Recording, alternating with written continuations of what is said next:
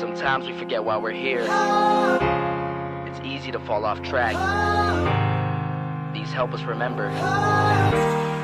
These battle scars don't look like they're faded, don't look like they're ever gone away. They ain't never gonna change. These battles. Growing up I had a dream, something no one else could see. Tell me what it means when your faith is falling beneath your knees and you can't breathe. Everything you see reminds you of what you're not or something you won't be. You gotta take what you're given, that's how we live it. Don't be mad at the system, it's simply how we've existed. I hear a lot of people talking like they politicians and choose to be an accountant because it's safe in a business. Not because they wanna do it, just because they heard it pays. And who the fuck wants to be poor knowing that's how we've been raised? Society is getting heavy, I can feel the weight. The pressure of success is like 100 million pounds of shame. And that's the reason I'm staying up late, trying to find a way to escape the stereotypes this day and age is making me feel like the only way I'll be happy is getting signed to a label and making money through rapping. I wanna share my emotion because this world is attacking the very principle of life that lets the people be happy. If you don't have a reason to breathe, why even live? These battle scars are impressions of everything that it is. Don't look like they're faded, don't look like they're ever gone away. They ain't never gonna change. These battle scars don't look like they're faded, don't look like they're ever gone away. They ain't never gonna change. These battles. If I had a voice that reached 100 million people, I'd tell them there's a reason that we're all created equal. Cause some decide to be great and some decide a sequel to an average person's life is simply what they want to be. So you make your decision, all I know is what I'm given won't define the life I lead or the way I dwell in existence. I've seen a greater image on the walls of where I'm living, and the words twisted and scripted remind me of something written. Faith is a gift that is given down to the people. If one believes it, one receives it. It's given if it is needed. Don't ever think you're trapped in a life that you never wanted. Your options are infinite, that's some mathematical logic. I'm not saying I'm a prophet, I'm speaking for what it's worth. These lyrics define my prayers and these battle scars on my church. Not saying I'm a prophet, I'm speaking for what it's worth. These lyrics define my prayers, these battle scars on my church. Scars don't look like they're faded, don't look like they're ever gone away. They ain't never gonna change. These battle scars don't look like they're faded, don't look like they're ever gone away. They ain't never gonna change. These battles.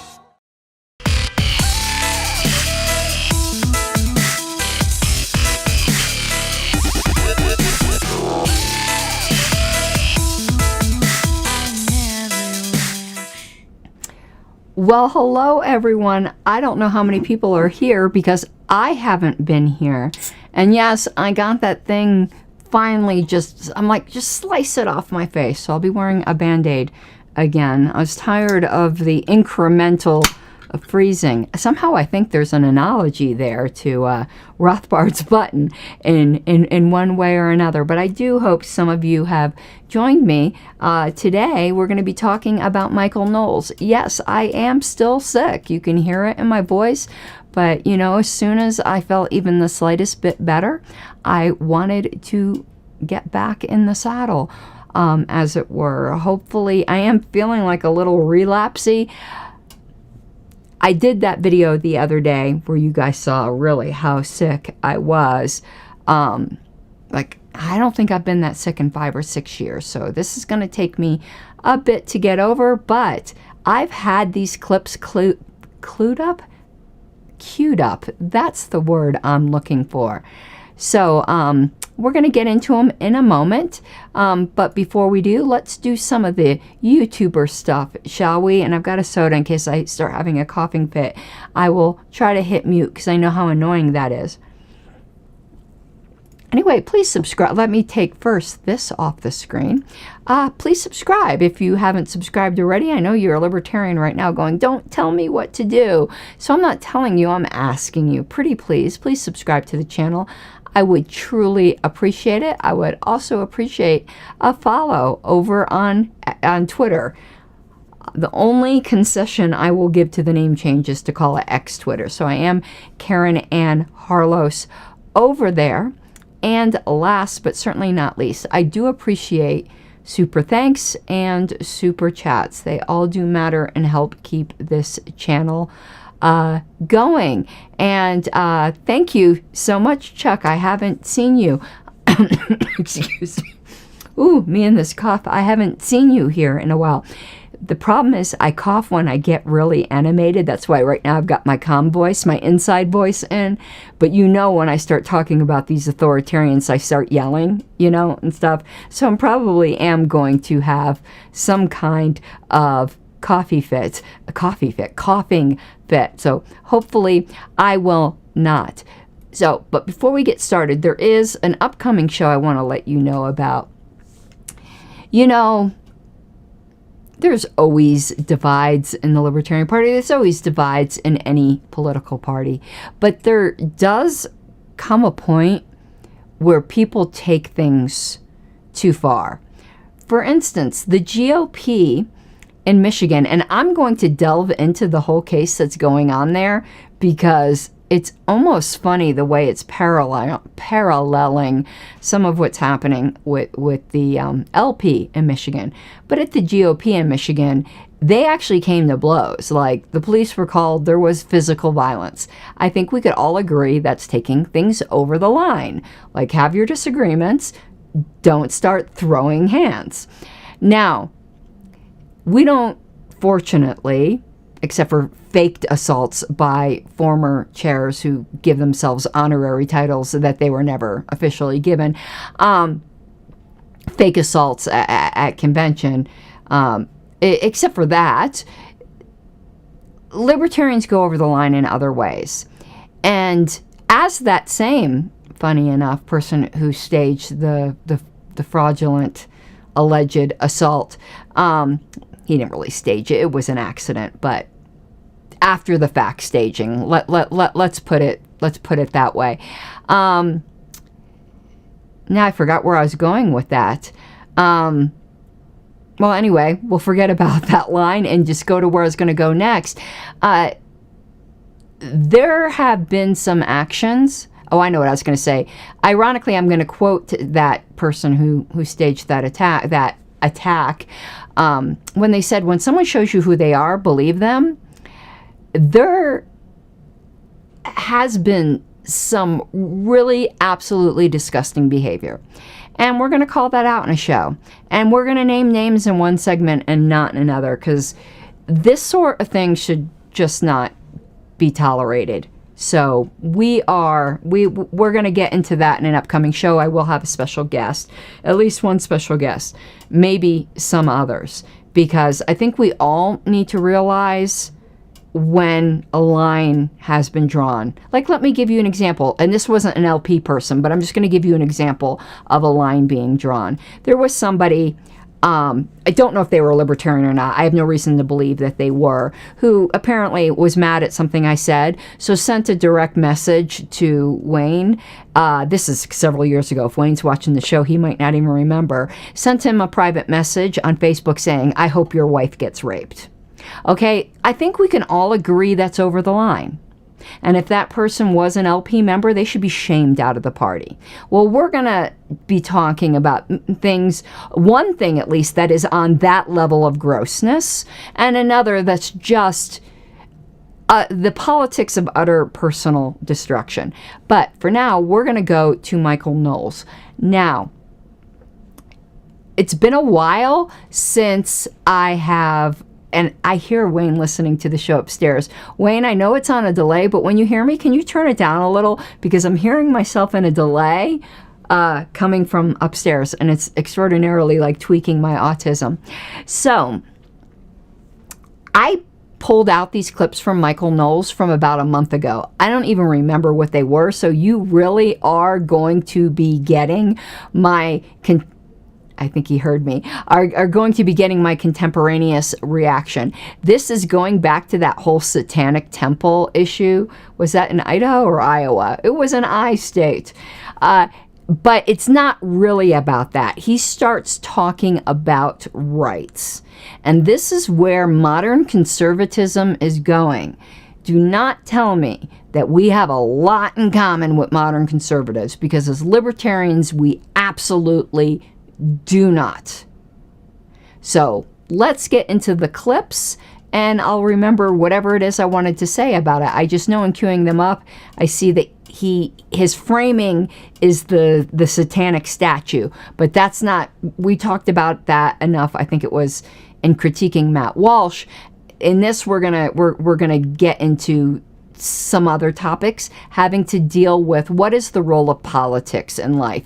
And you will see then the utter discordance between libertarianism and republicanism, conservatism, right-wing, whatever you want to call it.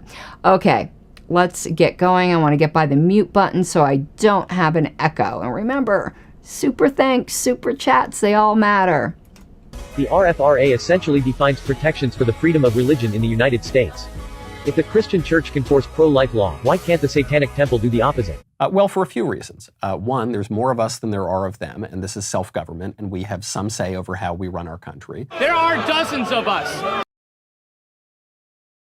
Okay, so mob rule. Would Michael agree then if there were more Satanists than there were Christians? That might makes right then? This is why I rail against democracy. Just because, 51 people vote to violate the rights of 49 does not make it right. But notice his appeal there. And he did that without without any shame whatsoever. So one of his arguments as to why you can stifle the alleged religious expression of the Satanists is because there's more of us. There's more of us. So it's okay. It's okay to suppress them because there's more of us. That's a bully tactic. And the reason why I said alleged religious expression, I did get into this in another show. The Satanic Temple doesn't even, they're trolls. They don't believe in like a literal devil, but we got into that in the Matt Walsh show. But can you believe that that's even an argument? Now, of course, progressives believe that too. These, Michael Knowles is basically a Christian nationalist. He might be a soft Christian nationalist.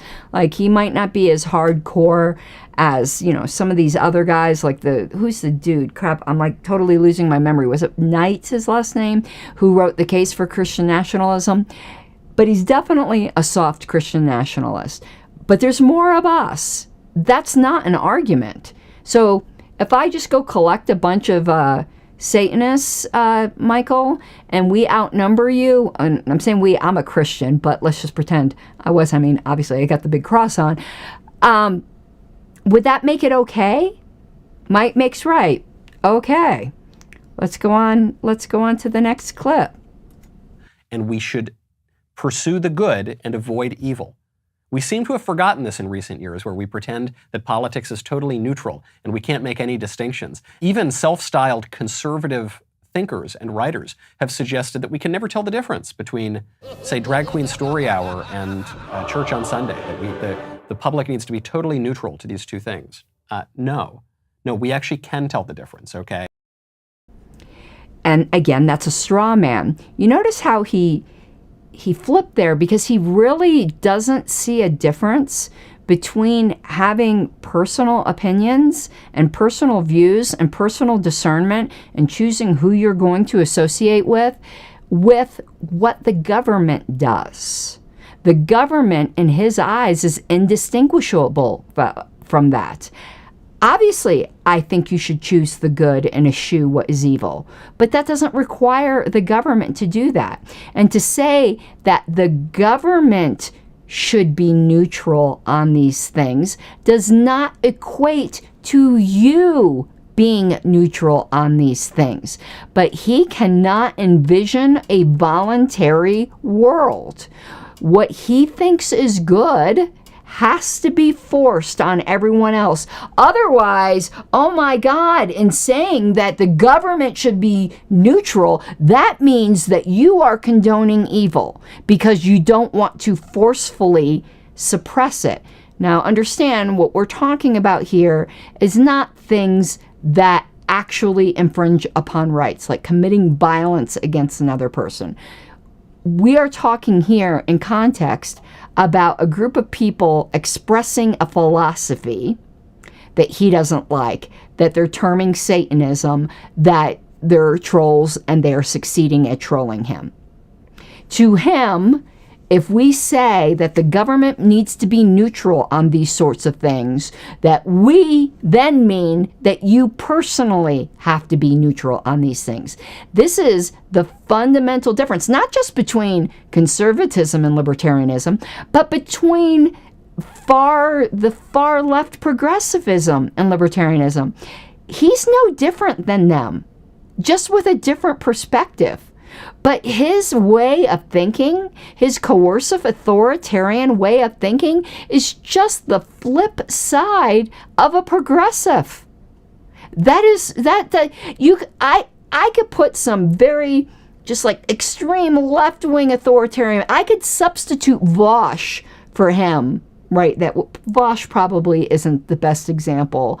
Nay, for the if you know, you know. But still, it's the same authoritarian mindset, just on different ends of the spectrum. And libertarianism has nothing to do with that. As a libertarian, you could be a member of the Satanic Temple if you want to, or you could think what they're doing is absolutely abhorrent. But both libertarians would agree, we disagree with each other, and we may call each other names, and we may disassociate from each other, but the government needs to stay out of it. But not in Michael Knowles' world. In Michael Knowles' world, let's connect the dots now. The government has to enforce what he calls the good, which we're not, again, dealing with aggression, of people against each other. And the reason why is because there's more of us. This just gets more and more horrible as we go. There are limits to religious liberty. Are there, though? I mean, obviously, there are limits to every human activity, and that limit is non-aggression. You can't commit violence against other people. You can't steal from them. You can't commit fraud upon them. That's it. But that's not what he's talking about here. Because in this particular scenario, though he is going to start getting into abortion, which is a whole other bramble bush, but we'll deal with it. But remember, up to this point, they were talking about what was going on with that satanic statue, but now he's going to move on to another troll that the Satanic Temple is doing. But those are the only limits, not what you think is good. Not that you think that it's just totally silly to be like an advocate for the devil.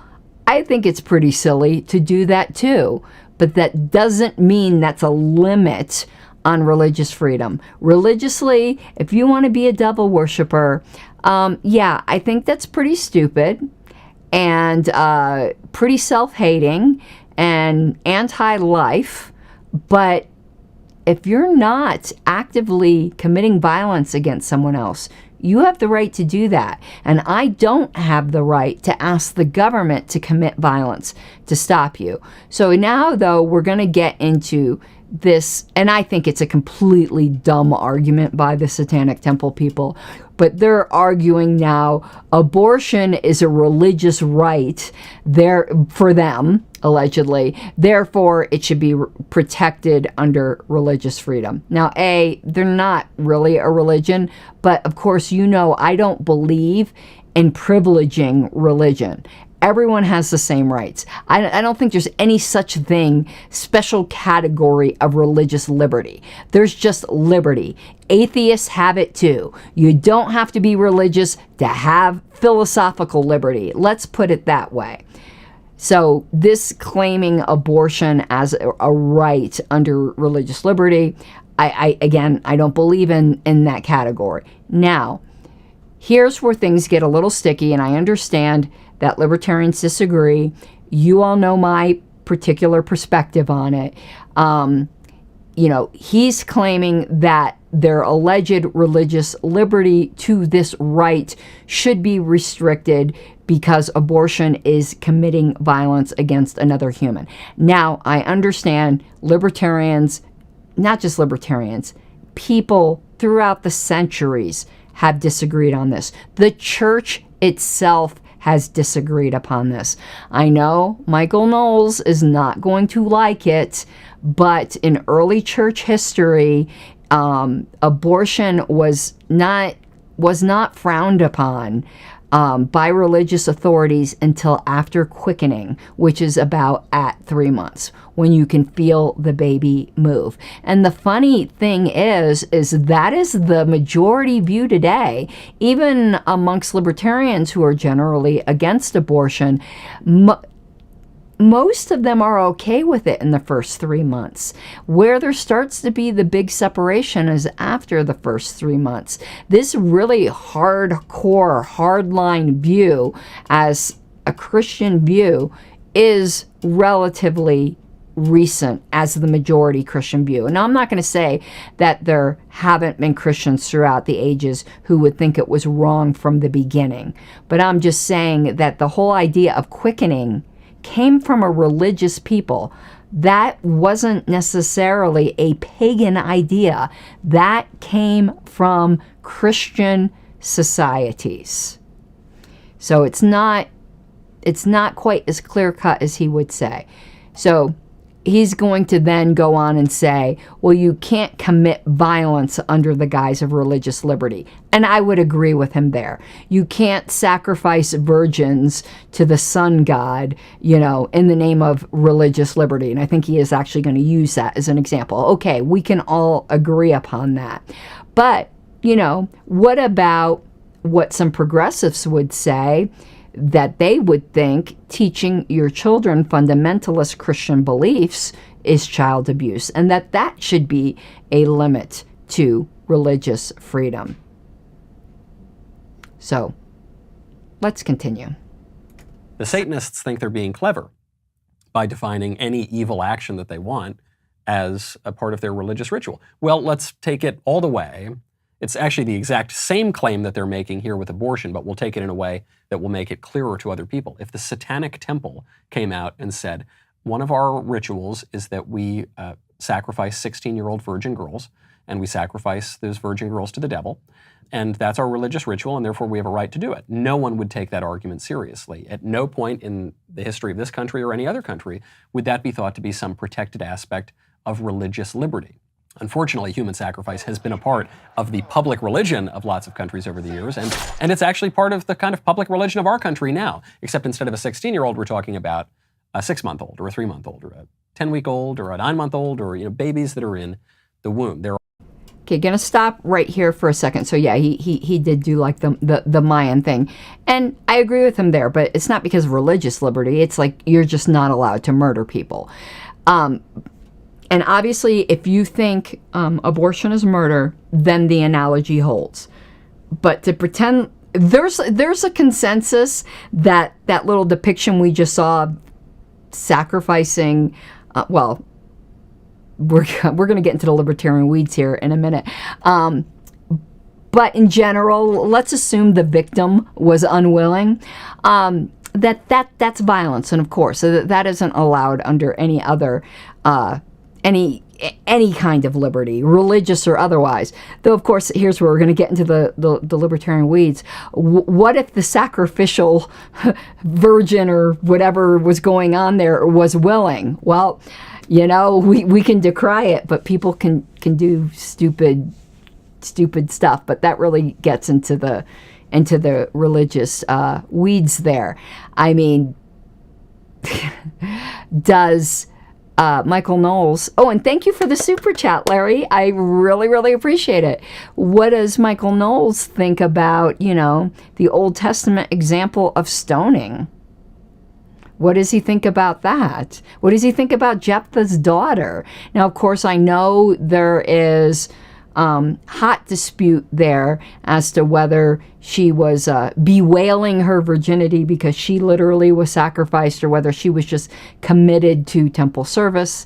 I might be getting a little bit into the Christian weeds here for y'all to understand that story. But of course, no, you can't commit violence against another person. And of course, if that's your view of abortion, then of course that would follow. But that is not that's not what most people think of early term abortions. I make no bones about my position. I'm a strong pro-lifer, but for reasons that I've talked about in another video, I don't believe the government should be involved. And I realize that the vast majority of people disagree with me, and I'm okay with that. But let's continue here. Obviously limits on this. The Satanists don't have the right to do whatever they want. As far as I'm concerned, they don't have very many rights at all. You know, summer is always... Okay, let's stop. So he went from that to they don't have many rights at all. Why? Because he philosophically or allegedly religiously disagrees with them. He just denied them rights. He went from sacrificing unwilling virgins, which we can all agree, yeah, that's wrong, to, you know, in my perspective, they don't have hardly any rights at all. Why? Because he disagrees with them, because he thinks their views are evil, even if they aren't hurting anyone, and if you don't think the government should coerce them into not having what he thinks is a terrible religion or philosophy or troll, whatever you want to call it, that the government should violently suppress it. Well, you're the one who's then committing evil, Michael. You could do it with a smile. You could do it with this sanitized version that you do, but you are the one who is advocating for violence on a massive scale. I'll give the Satanists this for their little troll they're doing over abortion. At least it's something that they're doing themselves. They're not pretending like going into a voting booth and, you know, with your bloodless violence that you think keeps your hands clean while you are coercing millions of people. You think you're righteous. I think what you're doing is evil. So if there were more of me, should I say you have no rights, Michael? Should I? Might makes right, right? I mean, that was the very first argument you made. I think he's going into an ad read here. We're just gonna let it play, but we'll continue. But I just had to interrupt him there. It's busy, so you know, we go on vacation, we leave the house, and we want to make sure that we're protected. We can rest easy. You can do that with Ring Alarm. You know about Ring. Ring is that amazing video doorbell where you can see and speak to whoever's at your door, whether you're in the home or outside the home or at the office.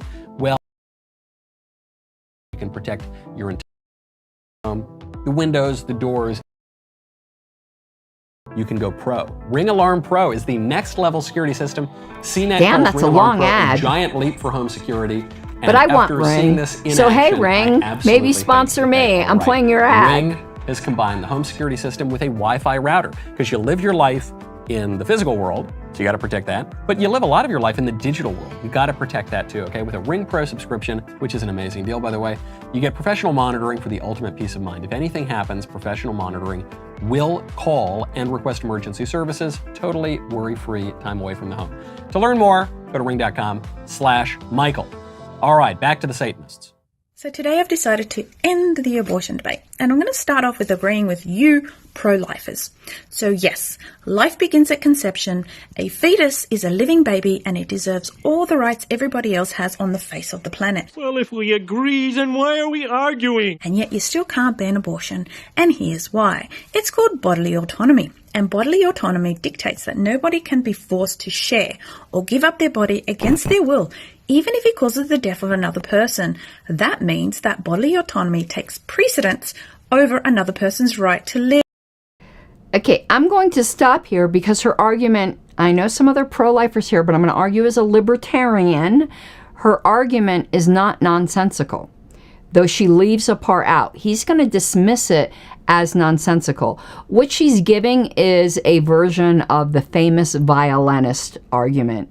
If you're in the abortion debate, you will have heard of it. You know, you're knocked unconscious and you find yourself when you wake up somehow biologically attached to this world famous violinist who you have some kind of magical property in your blood and you've got to stay attached to him for 9 months or he'll die, can you ethically detach yourself? Yes, of course you can, because you did not consent to that. And even if someone else will die, they can't forcibly use your body. That is the argument she's making.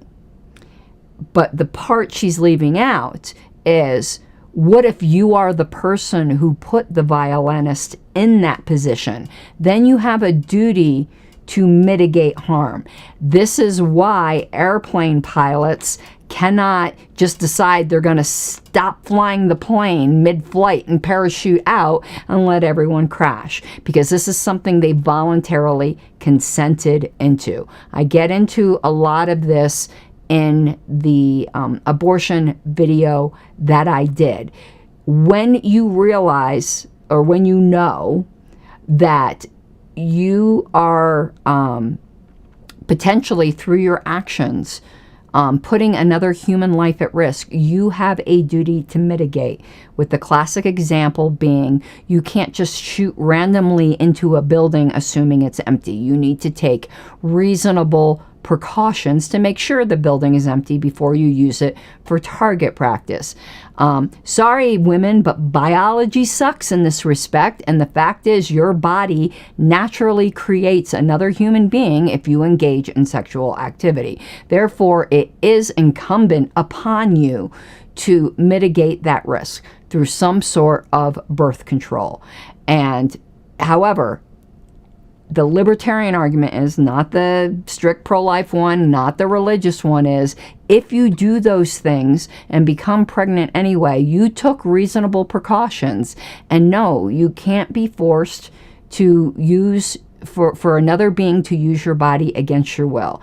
If you took reasonable precautions, you did not then consent. If you did not, then you have consented to that risk. Just like if you don't bother to check if the building is empty, you are guilty of murder if you kill somebody. So that's the part she doesn't mention, but the part that he didn't mention is the consent part. Just, if you took every precaution in the world not to get pregnant and you got pregnant anyway, I believe under libertarian theory, you do not have an obligation to allow that, to me, without question, rights-bearing human being to use your body. Just like I don't deny that the famous violinist has rights too, but you cannot be coerced.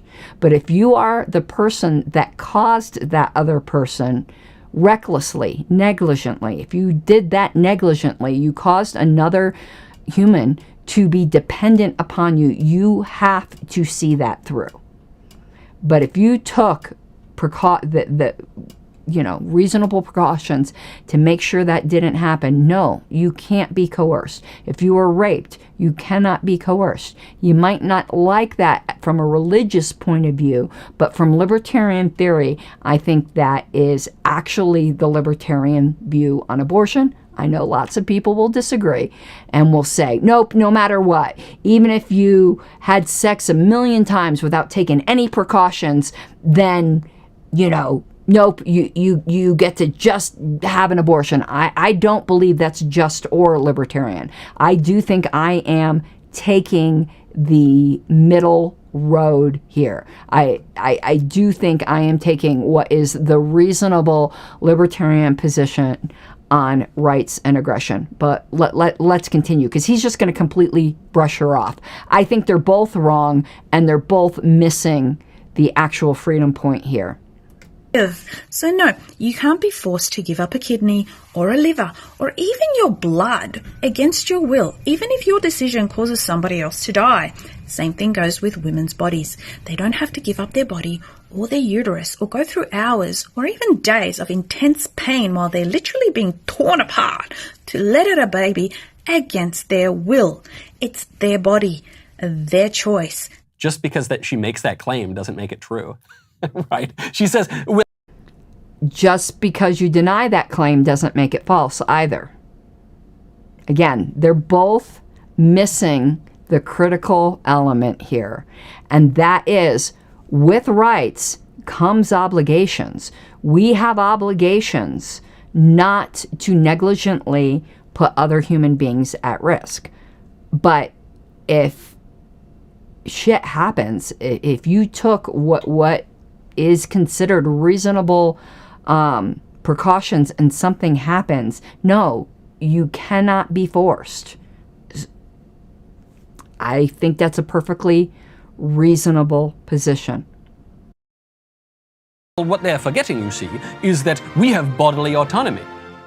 No, you don't.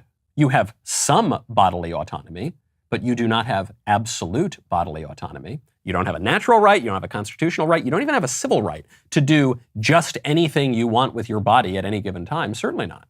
You do not have that right. With your body, if you wanted to go on the internet and download child pornography, it's your body, right? It's your body, it's your computer, it's your autonomy. You're not allowed to do that. There are limits. Well, I have my own argument that, I disagree with David Nolan that the mere possession of anything should not be any kind of crime. I think if a product requires, by its very nature, aggression to make, not that, like, say for instance, sneakers were produced using child slave labor. Well, you can produce sneakers without using child slave labor, so that wouldn't fall into that category.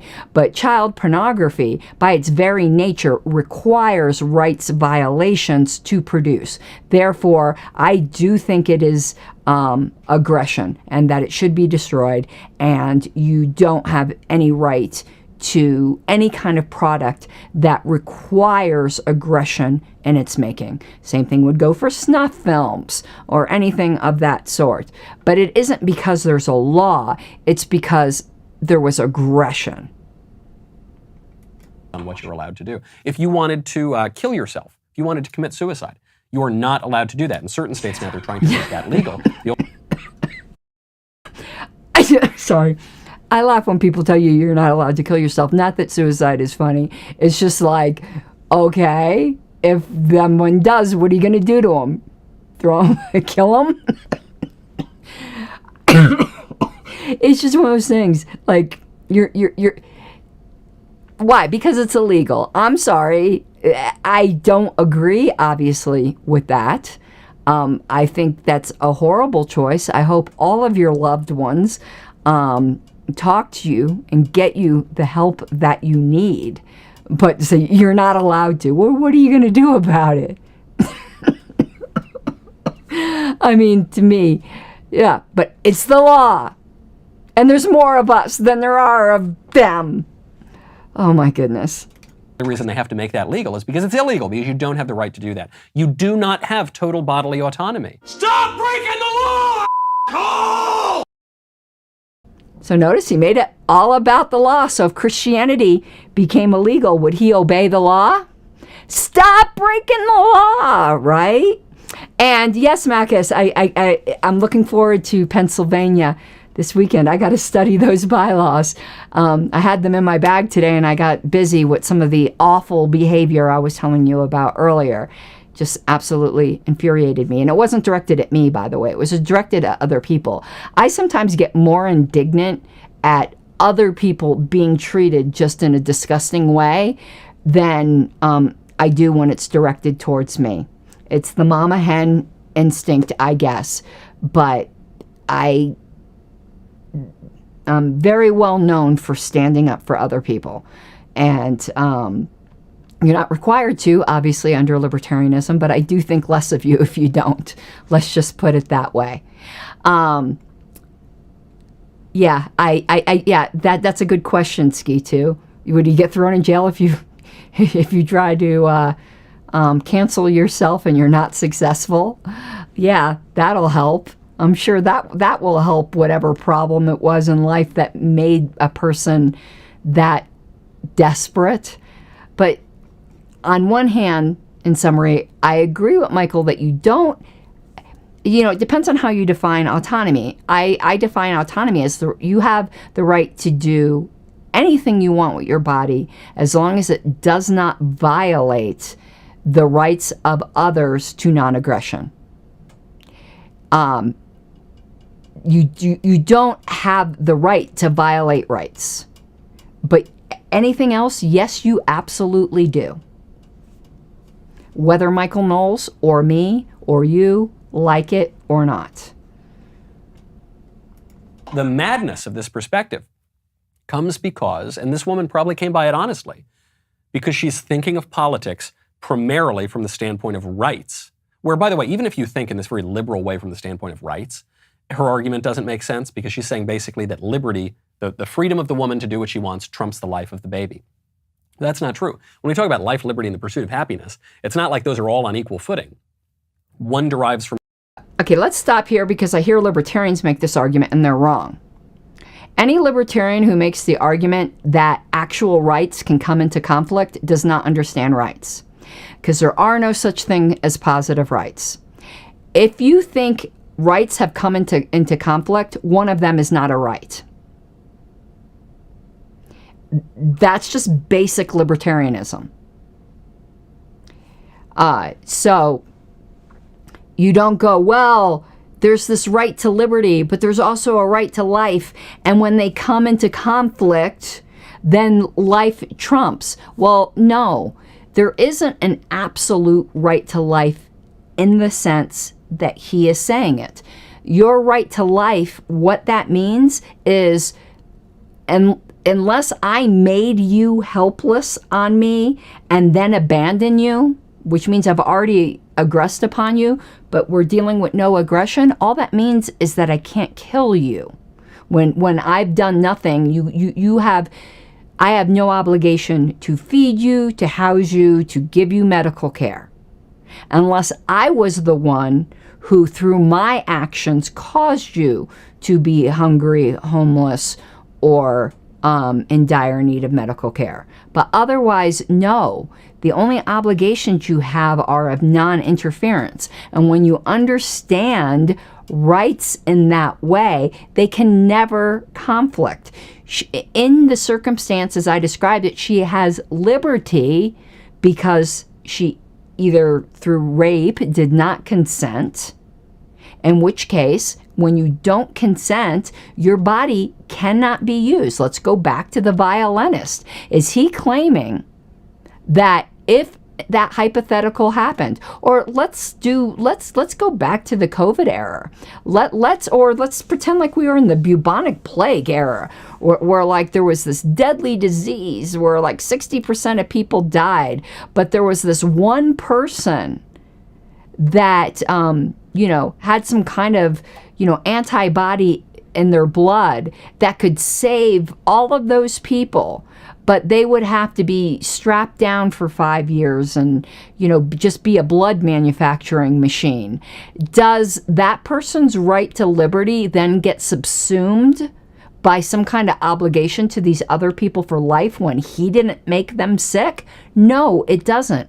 Rights properly understood are not in a hierarchy because they do not conflict. If you think they've conflicted, perhaps you're not a libertarian because you don't believe in a libertarian concept of rights, or you've misunderstood something along the way.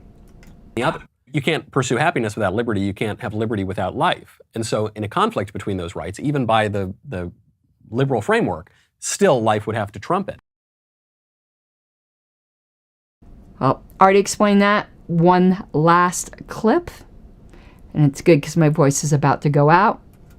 But I think that's a dumb way to look at politics to begin with. I don't think politics is primarily about rights, whether it's your natural rights or your civil rights or your constitutional rights. I think those things are important, but it's primarily about duty, obligation.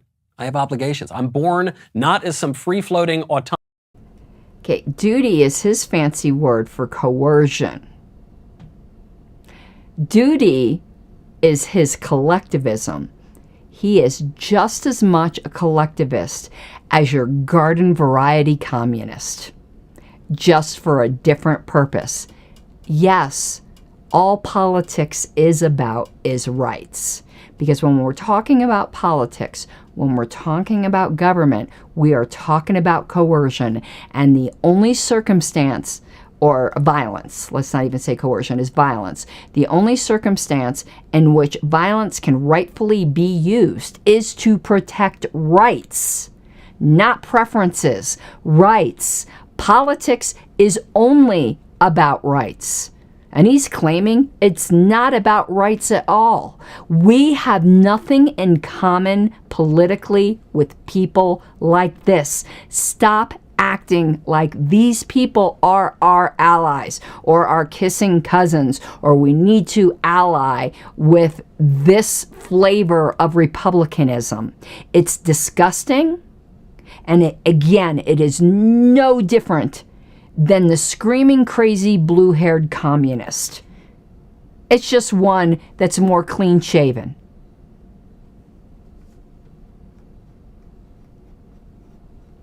And you are correct, Skitu. He is arguing for positive rights, which libertarians inherently deny. No different than a communist. Not. Nah. Uh-oh. Am I channeling my inner Putin? Automaton, some atom in the sky that is absolutely able to do whatever I want because I have no connections to anyone. No, I'm born to a mother, to a family, in a community where I have responsibilities, where I have to respect people. Actually, you don't have to respect anybody. You have to not commit violence against them. And the people you disrespect should just voluntarily disassociate from you. And yes, you're born into a family, but there's also voluntary families and voluntary communities. You don't need government to enforce that. That should all be done voluntarily. And if you happen to just be completely antisocial, you have no duty or obligation to be part of any community at all. Go find your little hidey hole in the mountains and live as a hermit. Knock yourself out. You probably smell bad and we don't want to be around you anyway. So when you hear that politics is not about rights at all, at least the commies and the far left other progressives of other flavors pretend like they're talking about rights even though they're not, he absolutely denies it. Which is funny because I'm going to be critiquing that Politico total airhead lady who said you're a Christian nationalist if you think rights don't come from government. How is he any different? He's, everyone laughs at her going, ha, did she not even read the Declaration of Independence that, men are born with inalienable rights, and that was the revolutionary foundation of our current political system, which has been completely perverted. But let's go down to at least the intent in that document. I'm not a big fan of the Constitution, but I frickin' love the Declaration of Independence. And he's denying its fundamental assertion that politics should just be about rights, because in that document, let's skim over the consent of the governed for a second, because I don't consent to government at all. But in that document, it says, through the consent of the governed, to secure these rights. The founders of this country, however imperfectly they may have implemented it, their aspiration was that politics was limited to securing rights that did not come from that government. It did not come from any piece of paper. According to them, it came from our Creator. If you're not a religious person, you could just say it comes from the inherent dignity of being a human being. This new brand, or it's a resurgence. I remember people like this 20 years ago. This is a very dangerous flavor of alleged conservatism. And we should be fighting this and fearing this just as much as we do, as Javier Milei would call them, the shit leftists. These are the shit rightists. And correct, Ski2 said, let me put this on screen. It says to secure those liberties, to secure those rights, not to secure those duties. The only duty that you have is non-aggression. Now, if that's the only thing you do in your life, you're probably a person that no one wants to be around. Because the beauty in life and the satisfaction in life is from the give and take, is of giving yourself. Like I said before, you'll see me zealously defend other people more than myself. Am I required to do that? No, but I feel morally bound to do that, and I get a satisfaction out of life in doing that. To defend people that are being treated unfairly, but I don't have a duty to do that. It's only a duty I impose upon myself due to my own morality, but government certainly can't enforce that. Okay, well, that, I can feel another coughing fit come on. I will be, as was said in chat earlier, let's go back up to the big screen here. I will be this weekend in Pennsylvania. Please come up and say hi. I am the convention parliamentarian for Pennsylvania. I just got back from California. I was not the convention parliamentarian in California, but I did serve as a member parliamentarian. I was assisting the Mises Caucus in California. And it was not even so much, it was more just like training, like how you know, when's the time to make a point of order, or what are the implications of this motion. They really didn't need me, very much. I viewed myself more in an educational role. But in Pennsylvania, I will be their convention parliamentarian, and the weekend after that, I am the convention parliamentarian in Michigan. And maybe we'll talk about that a little, because some Michigan members seem to misunderstand maybe it's the mindset. When someone is serving as a convention parliamentarian, it's at the pleasure of the chair. You're advising the chair, but you are also there to advise the chair if member rights are being violated, whether you like those members or not. There is no duty of a convention parliamentarian to be, quote unquote, neutral in personal attitudes towards horrible people, like we're going to show you something really horrible somebody did today. However, no matter what the parliamentarian might think of any of those people, they all have member rights. And it is the duty of the convention parliamentarian to be sure that their member rights are protected, no matter the personal feelings of the parliamentarian towards those people. But because I have some personal opinions about certain people, or I obviously have certain opinions about litigation, apparently some letter of complaint, which nothing is going to happen with, because I haven't even been there yet. No, there's no duty of being neutral towards people. There is a duty of being neutral and fair, and liberty is blind in protection of rights. And anyone who has had me serve as their convention parliamentarian will tell you that I am eminently fair. It is no secret that I am a member of the Mises Caucus. But do you want to know what person I have advised chairs, speaking of Pennsylvania, was completely wrong and out of order more than any other person in the party? Michael Heiss. Oh, wait, I thought I didn't know how to be neutral and impartial when carrying out my parliamentary duties. Yes, I do. And I take complete pride in that. And you're an absolute scumbag for thinking that you're going to proactively report me. That is just really shit tactics. And no, I'm not concerned, because I am a professional when it comes to my parliamentary duties. And no matter who shows up, what happens, I will conduct myself as a professional, as I always do when I am serving as a parliamentarian.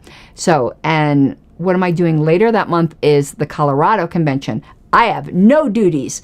Well, I might be called into service because I am judicial committee chair in Colorado. But I mean, I don't have any convention duties unless there's some kind of challenge. I just get to be a member for once. And that is so unusual. There's no bylaws report. There's no platform report. I'm not on the board. And hopefully there will be no challenges where the Judicial Committee gets called into service. Oh, I hope I didn't just jinx myself.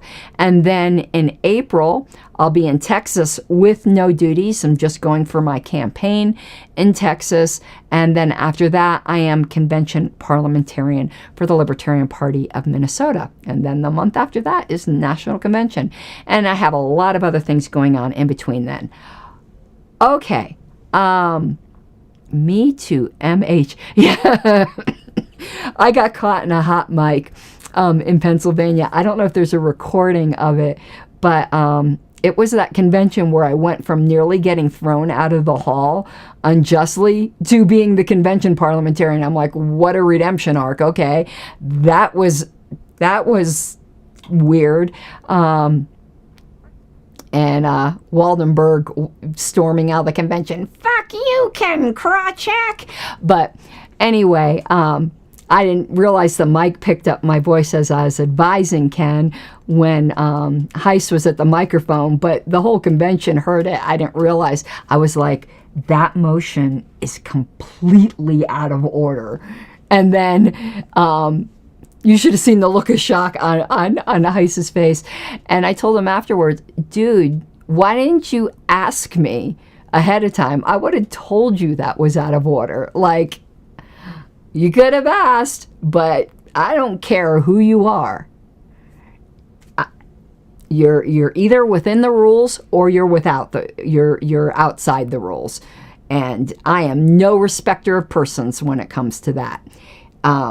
That's a biblical term. You obviously are respecting people, but what it means is from the lowliest to the highest, to my most favorite person to my least favorite person, everything gets applied equally, at least in my advice. Obviously, the parliamentarian does not make rulings, though there is a duty if the chair in the parliamentarian's eyes keeps continually violating members' rights to depart the post.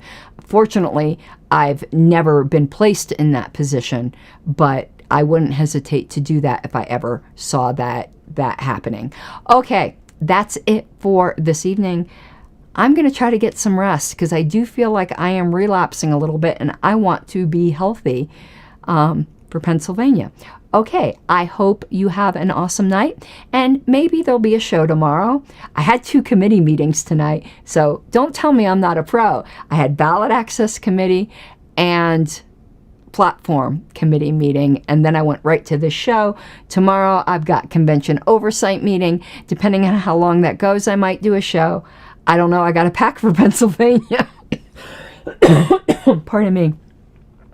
And then Thursday I have bylaws. So maybe one more show this week. But you see how much I love you and my dedication. So hope to see you soon. Mi guapas de libertad. You gotta take what you're given, that's how we live it. Don't be mad at the system, it's simply how we've existed. I hear a lot of people talking like they politicians and choose to be an accountant because it's safe in the business, not because they want to